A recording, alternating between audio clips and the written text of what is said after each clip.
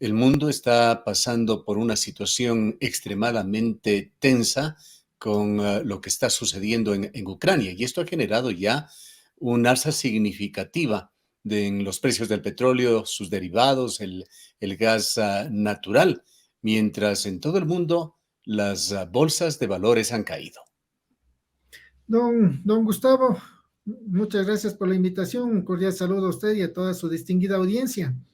Sí, este momento tenemos conflictos, ¿no es cierto? Hay problemas geopolíticos que están influyendo en los precios del petróleo y uno de los problemas principales o el principal problema que está influyendo en los precios del petróleo es precisamente los problemas que existen en la frontera entre Rusia y Ucrania. No olvidemos de que Rusia abastece con el gas natural al 35 al 40% de Europa. Y aparte de eso, el 35% del gas que sale de Rusia pasa por Ucrania. Entonces, hay cuestiones energéticas que están también tras de esta situación, de estos problemas geopolíticos que se están dando. Y como usted dijo, este momento se están dando un incremento del precio. Hoy día inició el día con un WTI de $96 por barril, $96 que, que son los precios más altos desde el 2014, desde hace 8 años.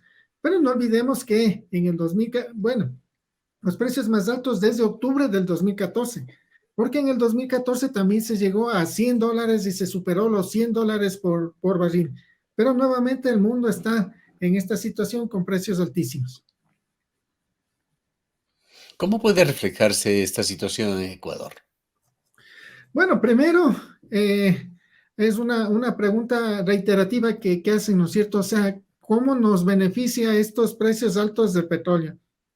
No olvidemos de que, según el presupuesto general del Estado, en este año 2022 se estima que se va a exportar 123 millones de barriles de petróleo.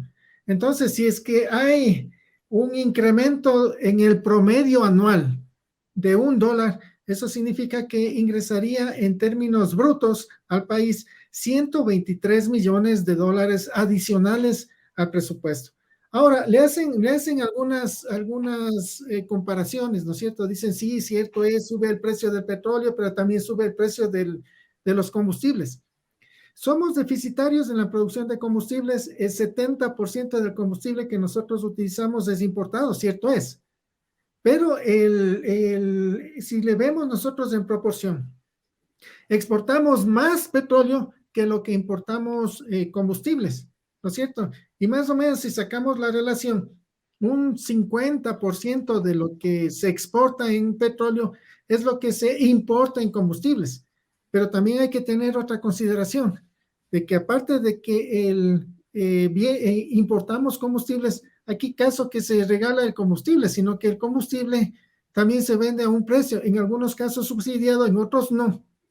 Y si sacamos todo, le vemos en grosso, de una manera global, de una manera general, el 80% de las exportaciones de petróleo ingresarían en términos brutos al país y solo un 20% se iría en lo que es diferencia entre costo de importación con costos nacionales. En medio de esta situación, economista Erazo, ¿qué tan oportuno es el viaje de Juan Carlos Bermeo, el ministro de Energía y Recursos Naturales, a Houston? Se ha señalado que va allá para presentar a empresarios, a inversionistas, un catálogo de proyectos de inversión en Ecuador, en este sector energético y de hidrocarburos. El gobierno desea incrementar la producción petrolera, ¿no es cierto? Estamos con precios altos, pero hubiese sido hermoso de que en esta situación nos coja con una producción al alza. Estamos con 494,000 barriles diarios, ¿no es cierto? Que es prácticamente lo que se está presupuestando para este año. Sí, pero también nos ofrecieron 526,000 barriles diarios en enero, y estamos terminando febrero y no llegamos ni siquiera a los 500,000 barriles diarios. O sea, nos estamos quedando cortos con con el ofrecimiento que hizo el propio gobierno de enero 526,000. Y no olvidemos de que en diciembre, el diciembre pasado, diciembre del 2021, cuando se paralizó la producción, prácticamente perdimos nosotros como 6 millones de barriles exportables. Entonces, hay una pérdida significativa. Ahora, para poder incrementar la producción, se necesita recursos, se necesita personal técnico. Y claro, entonces la salida del ministro es ir a buscar recursos, personal técnico de pronto que pueda ayudarle acá. Porque en realidad, si bien es cierto, están con un nuevo presidente ejecutivo de Petroecuador y le daremos tiempo para que demuestre todo lo técnico que es. Pero en todo caso, el equipo debería ser no solo una persona, sino es un equipo técnico completo. Entonces, sí, se necesita recursos para invertir.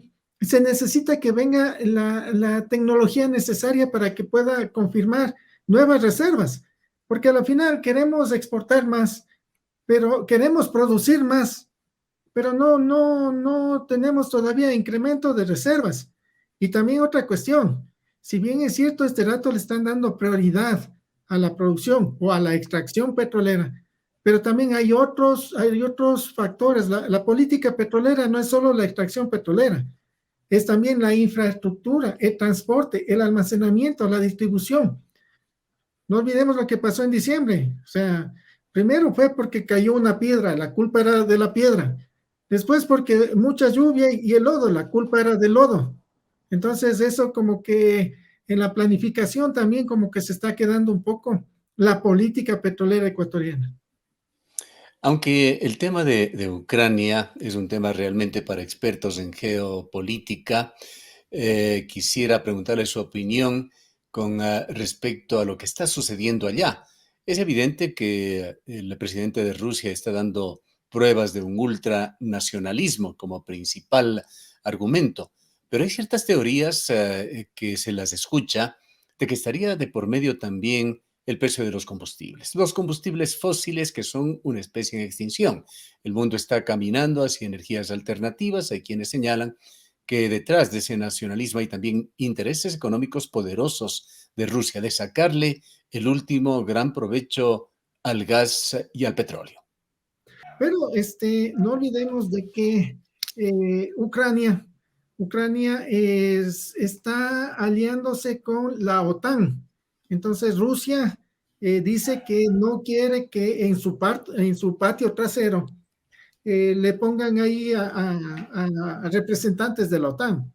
Ese supuestamente es el objetivo y el pretexto. Pero no olvidemos de que Ucrania por ahí pasa el 35% del gas que consume Europa. Pero también, ¿quién se está beneficiando en este momento con los precios altos? No solo del petróleo, no solo del gas natural, es Rusia, porque Rusia es uno de los principales abastecedores de gas natural y se beneficia con los precios altos. Y en lo que se refiere al petróleo, también Putin está en este momento dentro de lo que es la OPEP Plus, ¿no es cierto? Que están incrementando de a poco la producción petrolera. Sí, ¿y quiénes son los que manejan esta OPEP y la OPEP Plus? Es Arabia y Rusia, con Putin a la cabeza. Entonces, quienes se están beneficiando con esto son los exportadores de materias primas, principalmente lo que es petróleo y gas natural. ¿Y quién tiene los dos productos? Rusia, tanto en el petróleo y en el gas natural. Bien, cerremos, economista Erazo, este diálogo con una pregunta sobre los distribuidores de petróleo, que son integrantes de la Cámara Nacional de Distribuidores de Derivados del Petróleo que usted dirige. Hay quejas aquí en la ciudad de Cuenca. Varios propietarios de gasolineras se han quejado señalando que la elevación de los precios del petróleo, la elevación incluso del precio de los combustibles, de sus derivados, no les favorecen nada, que están recibiendo 4 centavos por galón en promedio desde hace muchos años. Se elevan los precios, pero se mantienen sus ingresos fijos mientras los gastos para mantener sus negocios van subiendo de acuerdo con la inflación y la economía del país. Señalan también que los únicos que se benefician y con una proporción que no se compadece. Dicen ellos, son las grandes distribuidoras, han mencionado como quejas aquí a Primax, por ejemplo.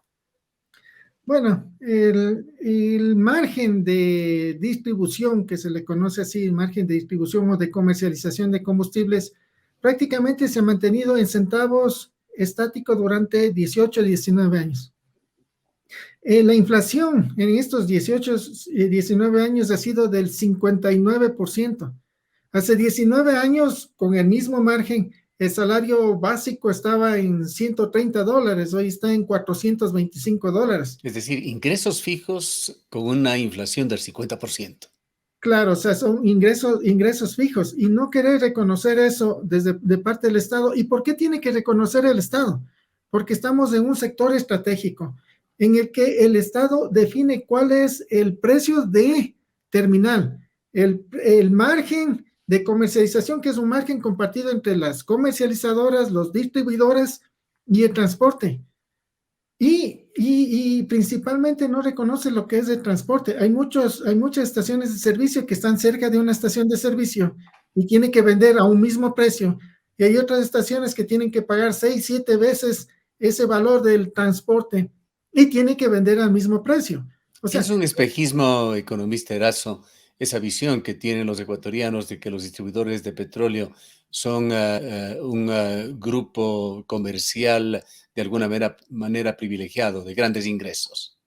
estuve yo la semana pasada en una rueda de prensa en Guayaquil con las asociaciones provinciales del Guayas, de Loja, estuvo de Manabí, y ahí muchos de los nuevos que se están sumando a estos reclamos son las nuevas estaciones de servicio que se pusieron en Manta porque pensaron que era un buen negocio, sí, pero así como hay empresas que están entrando, hay cantidad de empresas que están quebrando y que están saliendo del mercado. ¿Cómo piensa usted debería reformarse este tema de la distribución del petróleo, de los derivados del petróleo aquí en Ecuador, economista Erazo, en el marco de estas nuevas políticas del gobierno que ha emitido, entre otras cosas, me parece que es el decreto 139 para activar la extracción de petróleo y su comercialización en Ecuador? Bueno, hay algunas situaciones. Primero, de que en la comercialización de combustibles, así como nos subieron los precios de los combustibles, asimismo deberían mejorar la calidad de los combustibles. Segundo, se debería reconocer los verdaderos costos de operación de las estaciones de servicio.